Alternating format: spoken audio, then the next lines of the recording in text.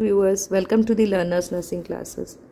आज हम topic cover करेंगे abortion, which is a very important topic for the nursing students and for the various multiple choice questions जो exams में पूछे जाते हैं। तो this is one of the very very important topics.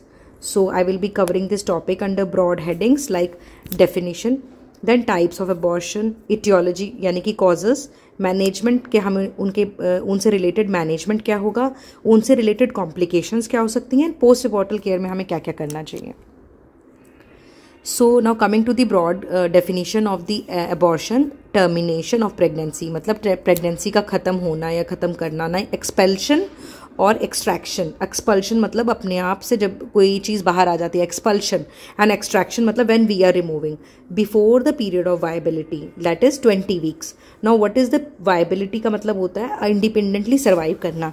तो जब भी बेबी इंडिपेंडेंटली सर्वाइव कर सकता है तो उसे कहेंगे वायबिलिटी. नाउ 20 वीक्स से लेस देन वाला बेबी या फीटस इंडिविजुअली सर्वाइव नहीं कर सकता है, they can't breathe, there will be so many challenges while recovering of such small fetus and babies. So the period of viability here considered is 20 weeks, and when the fetus is less than 500 grams, like ultrasound में अगर fetus का वजन 500 ग्राम से कम आ रहा है, then it is called as abortion. Now 20 weeks इसलिए कहा जा रहा है क्योंकि हमारे पास अभी neonatal intensive care units and advancement in the neonates इस टेक्नोलॉजी सो मच कि we can challenge the survival of the baby. Like पहले ये 28 वीक्स था, but because of the advancement of technology we are able to save the baby at 24 weeks और 22 weeks, 26 weeks. So the definition has been augmented to 20 weeks. See, now next is what are the types of abortion. So if you broadly see the spontaneous and induced. Spontaneous मतलब अपने आप से हो रहा है, induced मतलब जो हम इंड्यूस कर रहे हैं. नाउ स्पॉन्टेनियस में भी जैसे मान लो एक बार, या रिकरेंट मतलब बार बार. Isolated means once and recurrent means बार बार. एंड इंड्यूस का मतलब होता है like legal and illegal. Legal मतलब जो हमारे लॉज परमिट करते हैं, medical termination of pregnancy act. And illegal मतलब कि which is laws are not permitting and still it is done, that is called as illegal, like practiced by somebody who is not licensed.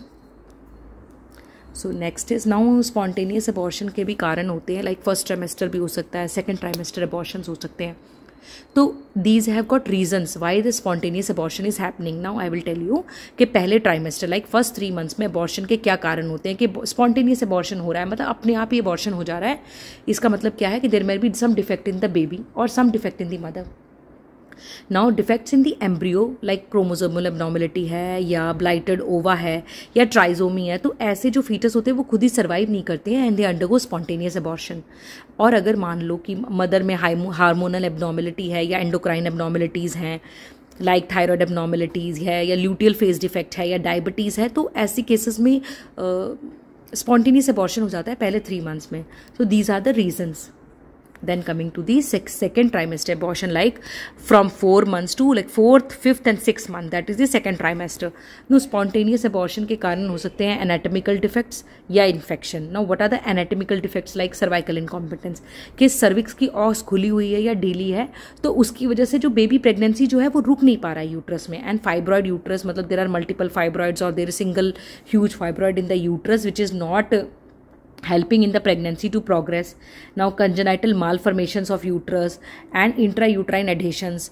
तो ये सब कारण हो जाते हैं spontaneous abortion in the second trimester. And what are the other infection related like viral, parasitic and bacterial infections in the uterus can also cause to the spontaneous abortion in the second trimester.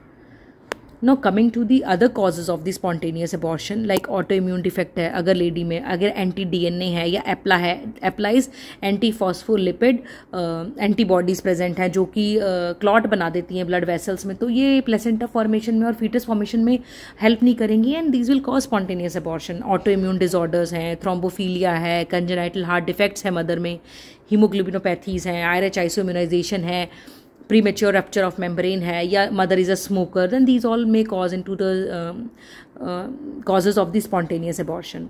Now, what are the types of abortion? Whenever we are thinking about like writing in the exam about the types of abortion, we should always keep in mind कि abortion की definition ही 20 weeks तक है, and baby का जो weight है वो less than fetus weight is less than 500 grams, and viability of fetus that is 20 weeks of gestation. So now coming to the types of the abortion: threatened, inevitable, complete, incomplete, and missed abortion. I will be dealing with all of these topics one by one. So let us start with the first one is threatened abortion. Now इसका क्या मतलब है?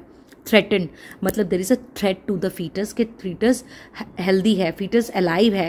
Abortion has just started but not progressed to a state where the recovery is impossible. मतलब कि treatment से pregnancy को बचाया जा सकता है and pregnancy can be saved. तो इसमें हमें प्रेजेंटेशन क्या होगा पेशेंट का? Uterus corresponds to the gestational age. अगर मान लो प्रेगनेंसी इज ऑफ 12 वीक्स तो यूट्रस का साइज 12 वीक्स का दिखेगा आपको अल्ट्रासाउंड में और एग्जामिनेशन में, फिजिकल एग्जामिनेशन में. बट पर वजाइनल एग्जामिनेशन में ऑस क्लोज्ड होगी, पेशेंट को मिनिमल ब्लीडिंग होगी, पेशेंट पेन फ्री होगा, पर पेशेंट का सिम्टम क्या होगा कि पेशेंट को ब्लीडिंग है. सो या जब आप इसका एग्जामिनेशन करोगे तो आपको लगेगा कि फीटस कैन बी सेव्ड.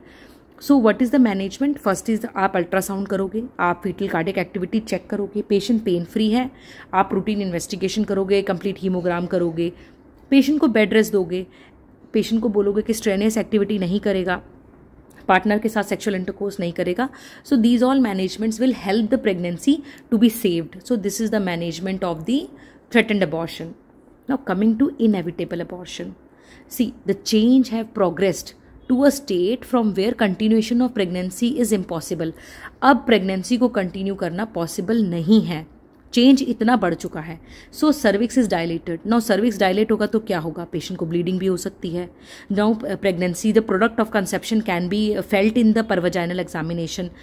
लेकिन यूट्रस टेंडर होगा, पेशेंट बोलेगा मुझे दर्द है, आप उसको एग्जामिन करोगे तो दर्द है, टेंडरनेस मतलब pain to touch. Now corresponds to the gestational age. Like uterus का साइज जो है वो जेस्टेशनल एज के हिसाब से उतना बड़ा है. 12 वीक्स ऑफ प्रेगनेंसी अगर डॉक्यूमेंट्स में है, यूट्रस में भी दिखाई पड़ रही है, अल्ट्रासाउंड में भी दिखाई पड़ रही है, बट ऑस खुली हुई है और प्रोडक्ट ऑफ कंसेप्शन जो है वो आपको परवजाइनल एग्जामिनेशन में फील हो रहा है. ऐसे में मैनेजमेंट क्या होगा? प्रेगनेंसी तो आप बचा नहीं सकते हो because continuation of pregnancy is impossible.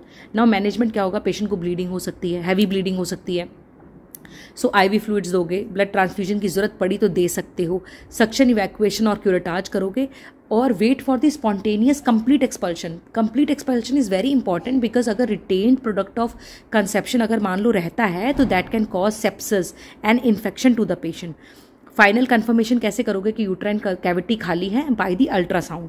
And if the uterine cavity is empty, well and good. If the uterine cavity is not empty then patient has to go for the suction and evacuation और curettage. Now coming to the incomplete abortion. The entire product of conceptions are not expelled. Instead, a part of it is still left in the uterine cavity. कुछ part जो foetus का अंदर ही रह गया है, product of conception का अंदर ही रह गया है और कुछ बाहर आ गया है. नाउ प्रेजेंटेशन विल बी कैसा होगा? फुल यूट्राइन कॉन्ट्रैक्शंस आएंगी पेशेंट को पेन हो रहा होगा, सर्विक्स डायलेटेड होगा, यूट्रस का साइज छोटा हो जाएगा जेस्टेशनल एज से. अगर मान लो आपको लग रहा है कि ये 12 वीक्स की प्रेगनेंसी है लेकिन यूट्रस का साइज तो स्मॉल है, क्यों? क्योंकि आधा प्रोडक्ट ऑफ कंसेप्शन बाहर आ चुका है. So there is a partial expulsion and may lead to heavy bleeding. So ultrasonogram to check the remain products of conception के कुछ अंदर बच तो नहीं गया है. चेक क्यूराटेज देना है पेशेंट को. चेक क्यूराटेज मतलब सक्शन एंड इवैक्यूएशन करना पड़ सकता है. IV fluids and blood transfusion and bed rest is very important for the patient and patients monitoring is very important. Now coming to the complete abortion. इसमें क्या होता है? The product of conception are expelled, felt like a mass expelled from the vagina. Patient बोलेगा कि मेरे को ऐसे लगा कि मैंने कुछ मास या कोई पीस सा वेजाइना से निकला है. Presentation of heavy per vaginal bleeding. Patient को बोलेगा कि मुझे बहुत हैवी ब्लीडिंग हुई और light colour, pinkish colour, red सा कुछ निकला, like that maybe placenta. And transvaginal sonogram करना चाहिए एंड ट्रांस एब्डोमिनल सोनोग्राम भी करना चाहिए to confirm that uterine cavity is empty. Y?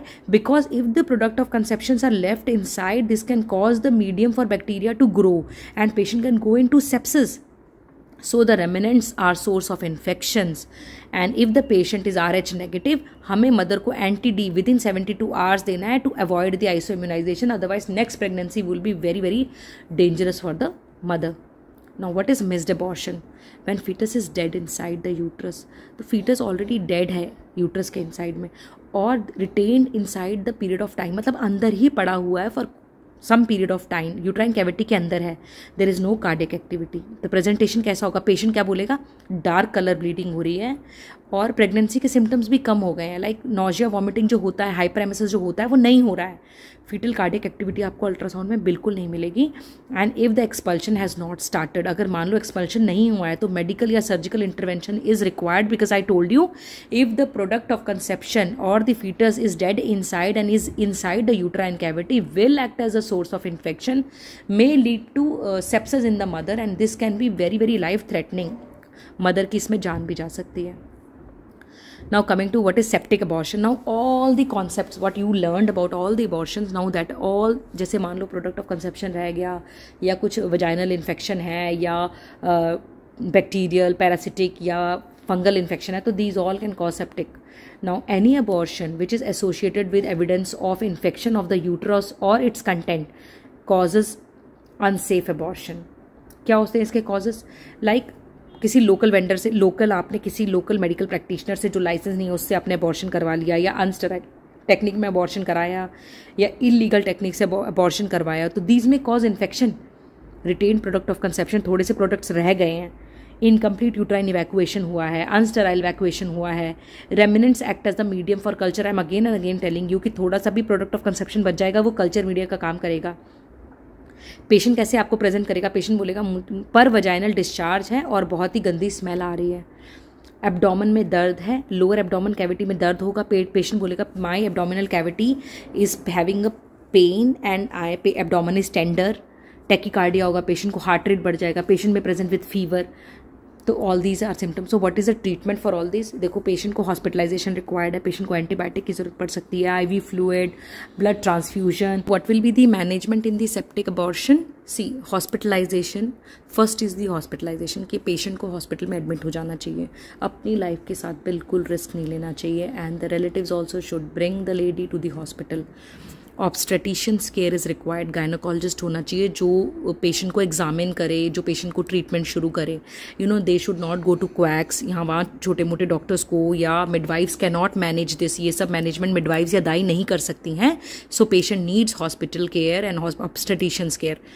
ultrasonogram to know what is the status if there is any leftover remnants of the products of conception. So अगर मान लो ऐसा कुछ है या infection है या अंदर पस है तो इंटरवेंशन इज रिक्वायर्ड, मेडिकल और surgical, like broad spectrum antibiotic चाहिए होंगे, या फिर सक्शन इवैक्यूएशन चाहिए, क्यूराटेट चाहिए, अंदर के कंटेंट का हाई वजाइनल स्वैब चाहिए। All these interventions are required. Antibiotics are required now if the patient is very serious, very symptomatic and fever. So electrolyte imbalance हो रहा है, या तो electrolyte balance करना है, IV fluids चाहिए, blood transfusion चाहिए. Patient needs complete bed rest. So these all things are very very important in the care of a lady undergoing abortion. So these things are very important for them. We should all look after these matters, and for examination point of view we should all consider these important points, and we can write more content into these broad headings. So मुझे ऐसा लगता है कि जैसे if you write like this you will score very good marks.